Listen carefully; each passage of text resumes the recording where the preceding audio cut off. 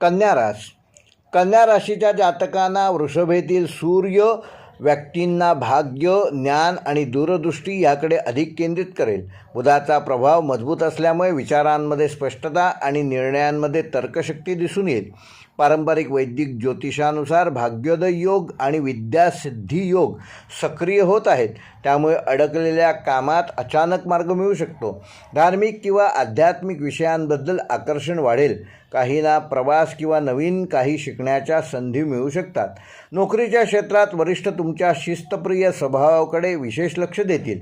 नवीन जबाबदाऱ्या मिळू शकतात. सरकारी, अकाउंट्स, वैद्यकीय, संशोधन आणि शिक्षण क्षेत्रातील व्यक्तींना चांगले परिणाम या आठवड्यात प्राप्त होतील.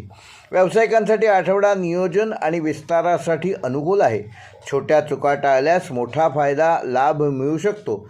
आयात निर्यात, औषध, पुस्तक, लेखन किंवा सेवा क्षेत्राशी संबंधित व्यवसायात सिंह राशीची जातके या आठवड्यात विशेष प्रगती साधू शकतात. नवीन व्यवहार करताना कागदपत्रे नीट तपासा. विद्यार्थ्यांसाठी हा आठवडा अभ्यासात सातत्य ठेवणारा असून स्पर्धा परीक्षा आणि तांत्रिक शिक्षण घेणाऱ्यांना सकारात्मक बातमी मिळू शकते. एकाग्रता वाढेल आणि शिक्षकांचे उत्तम सहकार्य मिळेल. वैवाहिक जीवनामध्ये छोट्या गोष्टींवरून मतभेद होणार नाहीत याची योग्य ती काळजी घ्या. त्यामुळे टीकात्मक बोलणे टाळा. प्रेमसंबंधात संवाद सुधारेल. काहींना दूर राहणाऱ्या व्यक्तींकडून अचानक संदेश मिळू शकतो. नात्यात प्रामाणिकपणा टिकवणे महत्त्वाचे राहील.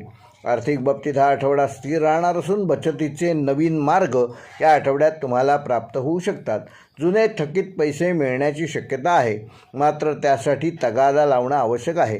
प्रवास किंवा शिक्षणाशी संबंधित खर्च वाढू शकतात. आरोग्याच्या दृष्टीने कन्या राशीच्या जातकांना पचनसंस्था, त्वचा व नसांशी संबंधित किरकोळ त्रास या आठवड्यात जाणवू शकतात. तेव्हा शक्यतो वेळेवर जेवण घ्या, पुरेशी विश्रांती घ्या आणि सकाळी हलका योग व प्राणायाम करा आणि कोमट पाणी सकाळी उठल्यानंतर प्या. त्यामुळे तुमचं आरोग्य चांगले ठेवण्यामध्ये तुम्ही यशस्वी व्हाल. कन्या राशीसाठी या आठवड्याचा शुभ अंक आहे 5 व 8. शुभ रंग आहे हिरवा व क्रीम. शुभ वार आहे बुधवार. शुभ दिनांक आहे 2 जून व 5 जून.